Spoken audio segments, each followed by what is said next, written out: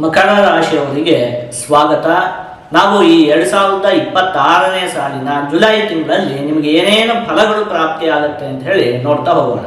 ಹೇಗೂ ನಿಮಗೆ ಗೊತ್ತಿದೆ, ಈಗ ಏನು ಹೇಳಿ, ಶನಿ ಗ್ರಹ ತೃತೀಯ ಭಾವದಲ್ಲಿದೆ, ಗುರುಗ್ರಹ ಸಪ್ತಮ ಭಾವದಲ್ಲಿ, ಅದು ಕೂಡ ಉಚ್ಚವಾಗಿ ಸ್ಥಿತವಾಗಿದೆ. ಹಾಗಾಗಿ ಈ ಒಂದು ಮಾಸ, ಇನ್ನೊಂದು ವರ್ಷದವರೆಗೆ ನಿಮಗೆ ಅನೇಕ ವಿಚಾರಗಳಲ್ಲಿ ಅಭಿವೃದ್ಧಿ ಅನ್ನುವಂಥದ್ದು ಉಂಟಾಗುತ್ತೆ. ನೋಡಿ, ಸಮಯ ಅಂತೂ ತುಂಬ ಚೆನ್ನಾಗಿದೆ. ಇದನ್ನು ನಾವು ತಿಳ್ಕೊಳ್ಬೇಕು. ಯಾವಾಗ ಸಮಯ ಚೆನ್ನಾಗಿದೆಯೋ ಆ ಸಂದರ್ಭದಲ್ಲಿ ನಾವು ಒಂದೇ ಒಂದು ಸ್ವಲ್ಪ ಪ್ರಯತ್ನ ಪಟ್ಟರು ಕೂಡ ಎಲ್ಲ ವಿಚಾರದಲ್ಲಿಯೂ ನಮಗೆ ಯಶಸ್ಸು ಅಂತ ಹೇಳುವಂಥದ್ದು ಸಿಗುತ್ತೆ. ಸಮಯ ಚೆನ್ನಾಗಿದೆ ಅಂತ ಹೇಳಿದ್ದಾರೆ, ಹಾಗಾಗಿ ನನಗೆ ಯಶಸ್ಸು ಸಿಗುತ್ತೆ ಅಂತ ಹೇಳಿ ಕುತ್ಕೊಂಡ್ರೆ ಏನು ಯಶಸ್ಸು ಸಿಗೋದಿಲ್ಲ.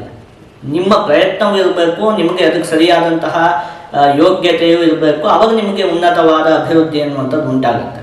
ಅದೆಲ್ಲ ಇದ್ದವಾಗ ಅದೃಷ್ಟನೂ ಒಂದು ಕಾರಣ ಅಲ್ವಾ. ಅದೃಷ್ಟ ಒಂದಿದೆ, ಉಳಿದಿದ್ದು ಯಾವುದೂ ಇಲ್ಲ ಅಂಥೇಳಿ ಆದರೆ ಏನು ಕೂಡ ನಡೆಯೋದಿಲ್ಲ.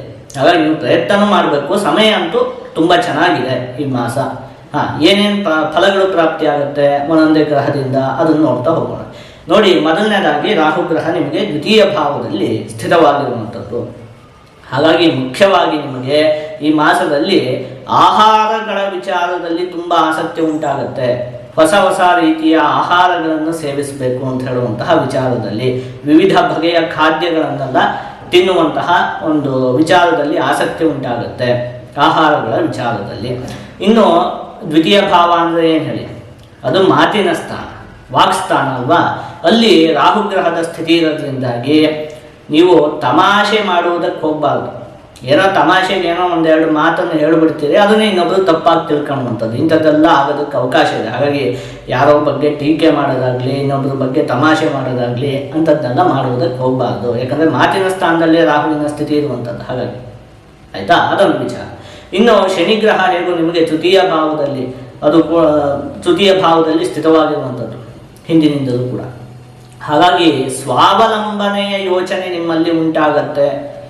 ಅಂದರೆ ನಾನು ಸ್ವಾವಲಂಬಿ ಆಗಬೇಕು, ಇನ್ನೊಬ್ಬರನ್ನ ಆಶ್ರಯಿಸಬಾರದು, ಎಲ್ಲ ಕೆಲಸವನ್ನು ಕೂಡ ನಾನೇ ಮಾಡ್ಕೊಳ್ಬೇಕು ನನಗೆ ಸಂಬಂಧಪಟ್ಟಿರುವಂತಹ ವಿಚಾರದಲ್ಲಿ ಅಂತ ಹೇಳುವಂತಹ ಒಂದು ಮನೋಭಾವನೆ ಉಂಟಾಗುತ್ತೆ. ಇನ್ನು ನೀವು ಸ್ವಂತ ಉದ್ಯೋಗವನ್ನು ಮಾಡಲು ಬಯಸುತ್ತಿದ್ದರೆ ಅದಕ್ಕೂ ಕೂಡ ಈ ಒಂದು ಮಾಸ ಉತ್ತಮವಾಗಿದೆ.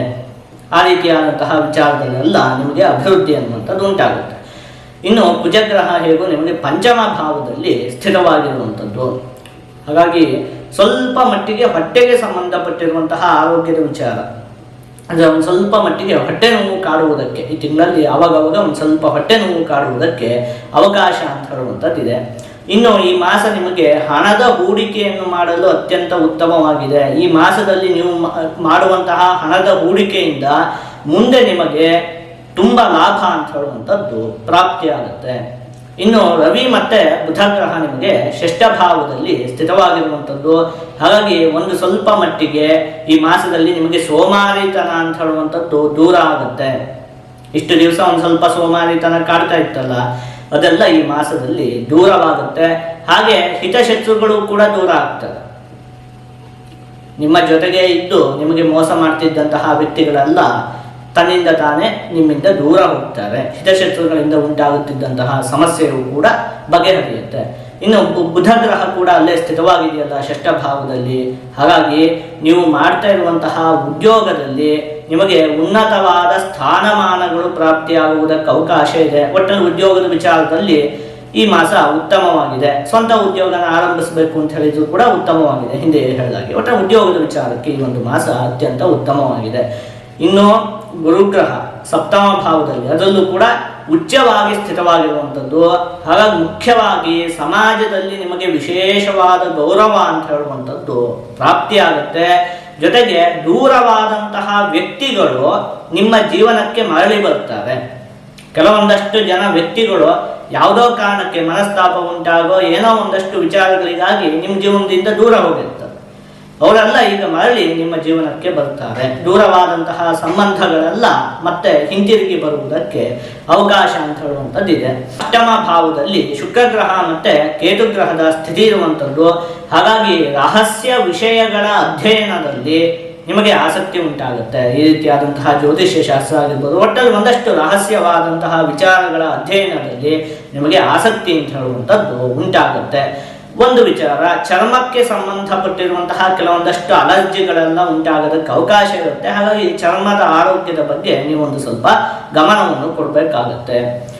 ಮುಖ್ಯವಾಗಿ ಆದಷ್ಟು ನೀವು ಈ ಮಾಸದಲ್ಲಿ ಸುಬ್ರಹ್ಮಣ್ಯ ಸ್ವಾಮಿಯ ಆರಾಧನೆಯನ್ನು ಮಾಡಬೇಕು. ಹೀಗೆ ಮಾಡಿದರೆ ನೋಡಿ, ನಿಮ್ಗೆ ಯಾವುದೇ ಅಶುಭ ಫಲ ಅಂತ ಹೇಳೋದು ಪ್ರಾಪ್ತಿ ಆಗಲ್ಲ, ಎಲ್ಲ ಚೆನ್ನಾಗಿದೆ. ಶನಿನು ತೃತೀಯ ಭಾವ, ಗುರುನು ಸಪ್ತಮ ಭಾವ, ಉಚ್ಚವಾಗಿ ಸ್ಥಿತವಾಗಿರುವಂಥದ್ದು, ಉಳಿದ ಗ್ರಹಗಳ ಸ್ಥಿತಿ ಎಲ್ಲ ನೋಡಿದವಾಗ ಅದೃಷ್ಟ ಅಂತ ಹೇಳುವಂಥ ಚೆನ್ನಾಗಿದೆ.